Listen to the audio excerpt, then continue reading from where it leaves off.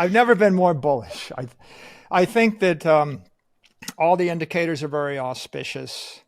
Um, if we look at the situation we're in right now, I think there's never been more clarity or differentiation for Bitcoin as the dominant crypto asset than today.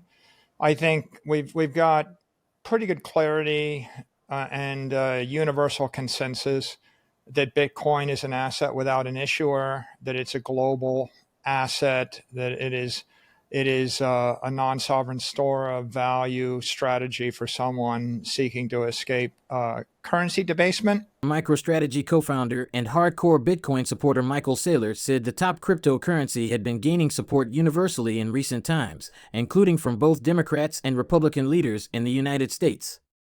During the interview, Michael Saylor remarked that with major financial institutions applying for a Bitcoin ETF and the prevailing positive atmosphere within the financial sector, it seems that the industry is standing at a pivotal juncture. In 2023, Bitcoin ended the crypto winter by restarting an impressive uptrend, boasting a year-to-date growth of 78.25%. The surge in demand for a Bitcoin ETF in the US, coupled with increasing global adoption, further fueled the demand for Bitcoin. The fourth Bitcoin halving is currently due to occur on April 16, 2024, where block rewards will reduce from 6.25 Bitcoin to 3.125 Bitcoin per block. During the interview, Saylor highlighted that the year ahead holds pivotal moments that will drive Bitcoin's adoption.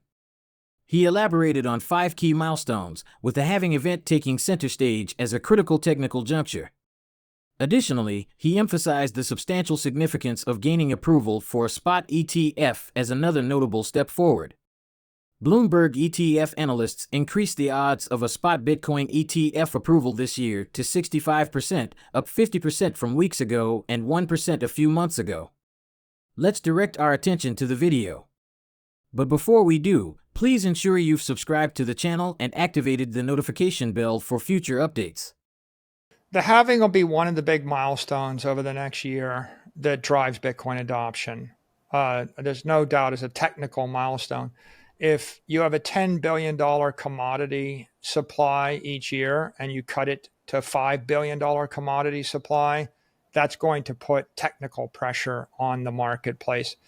The FASB initiative to adopt fair value accounting will be a second big milestone. Approval of a spot ETF will be a third big milestone.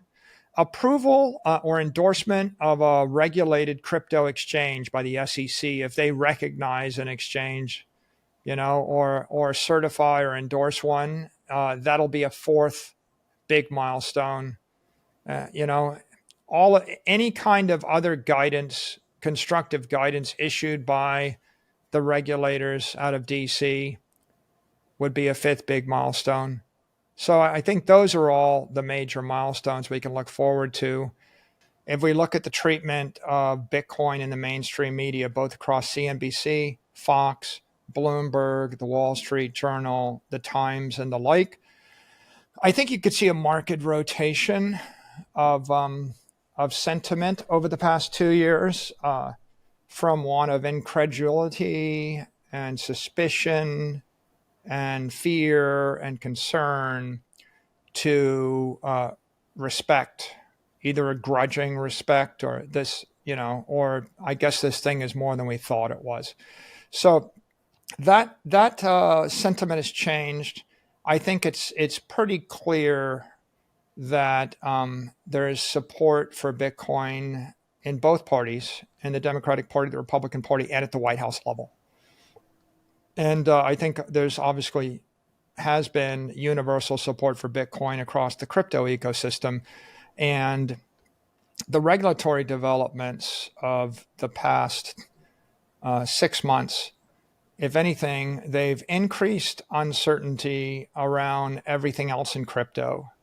The crypto exchanges, the cryptocurrencies that are stable coins, the crypto securities, the crypto tokens, the crypto exchanges and DeFi networks. The uncertainty there is still there, if not greater, but they've increased the certainty around Bitcoin all of the companies, the large financial companies filing for spot ETF companies, all the Bitcoin miners continuing to operate, companies like MicroStrategy and asset managers, all of them moving forward with Bitcoin. I think that's been very auspicious. So I feel like we're at an inflection point. It's a point at which you have the most information to conclude that Bitcoin is a differentiated international asset, store of value, and digital commodity, and unique in the world and useful to the world. You have the most information to conclude that. Following the elections in May, the Turkish currency experienced renewed strain. The lira has witnessed a decline of approximately 30% against the US dollar within this year, solidifying its position as the poorest performing currency among emerging markets, only surpassed by the Argentine peso. Saylor suggested that if Turkey were to exchange $50 billion worth of gold for an equivalent value of Bitcoin and publicly declare that its currency would find support in Bitcoin, this maneuver would set off substantial changes in both the gold and Bitcoin markets. New analysis shows that despite Ankara's efforts to stifle Bitcoin usage, Turkey's adoption rate continues to climb, with the country now boasting one of the highest global cryptocurrency adoption rates in the world, with Bitcoin at the forefront. Democratic presidential candidate Robert F. Kennedy Jr. has promised to progressively back the United States dollar with Bitcoin if he is elected president. According to Saylor's analysis, if a central bank allocated just 1% of its assets to Bitcoin through a purchase, this action wouldn't constitute backing the currency with Bitcoin. However, it would augment the credibility of the reserves by introducing a concrete asset. Is it good for a bank to own some Bitcoin or not own Bitcoin? And the answer is it'd be better if the bank owned some Bitcoin. Is it good for a country to own some Bitcoin or not own it? I mean, you're better if you own it. Is there any entity on earth that wouldn't be better off owning Bitcoin? I can't think of one. I mean, if we think Bitcoin is good, then why wouldn't you think it's good to have some, right? If you take 1% of the assets of the central bank and you buy Bitcoin with it, you haven't backed the dollar with it. That's true. You have enhanced the credibility of our reserves by owning a hard asset. You would, on the margin, let's take an extreme, right? If you had $100 billion of assets and they're all Bitcoin, yeah, we'd like that better than 1 billion of assets in Bitcoin and 99 billion in something else. And we'd like a billion in Bitcoin better than 0 Bitcoin. So I think they're all just degrees of quality of the balance sheet. I think that the question of when is something backed by Bitcoin, right, is less important than are people choosing to adopt Bitcoin as a treasury asset and incrementally or gradually accumulate it. If you have, I'll give you an example of another extreme, right? Turkey. Well, if Turkey has a balance of payments problem of 20 billion a year, like if they're basically running a $20 billion a year deficit, and if they had $50 billion of gold, if they chose to sell the $50 billion of gold and buy $50 billion of Bitcoin, and then announce to the world that they're going to back their currency with Bitcoin, or right now, did you know they're backed by gold? I mean, they're sort of backed by gold, but it's not helping them because gold isn't appreciating in value over time. And so it's not really helpful.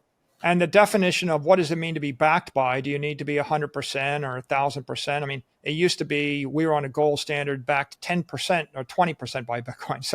So I'm going to leave off the semantic question of what percentage coverage do you need to call it back. But I would say if Turkey adopted Bitcoin as a treasury reserve asset instead of gold, and they announced it to the public, they would start a run on gold and they would start a run on Bitcoin. What would happen is Bitcoin would double or triple, gold would crash, other countries would follow their lead.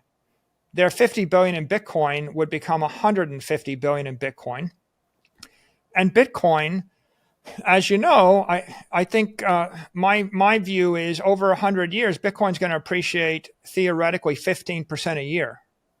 So if you were holding $150 billion of Bitcoin appreciating at 15% a year, you can reasonably say to the general public, we're generating $20 billion of Bitcoin gains every year. And we're offsetting $20 billion of an operating currency deficit every year. And we have now effectively backed our lira. And now people would look at that and say, I guess the lira should strengthen. So the lira would strengthen. You would plug the deficits with Bitcoin.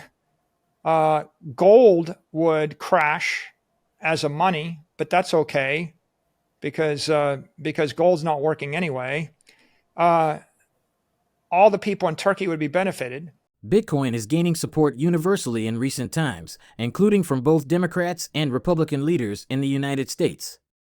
The year ahead holds pivotal moments that will drive Bitcoin's adoption, such as the halving event and the potential approval of a spot ETF. Turkey is also considering backing its currency with Bitcoin, and Democratic presidential candidate Robert F. Kennedy Jr. has promised to do the same for the United States dollar. If central banks were to allocate even a small percentage of their assets to Bitcoin, it would greatly increase the credibility of their reserves. This concludes our discussion for today. We encourage you to share your views in the comments section. If you found this content informative, please give it a big thumbs up and subscribe to our channel for the most up-to-date news and videos. We appreciate your input and look forward to hearing from you again soon.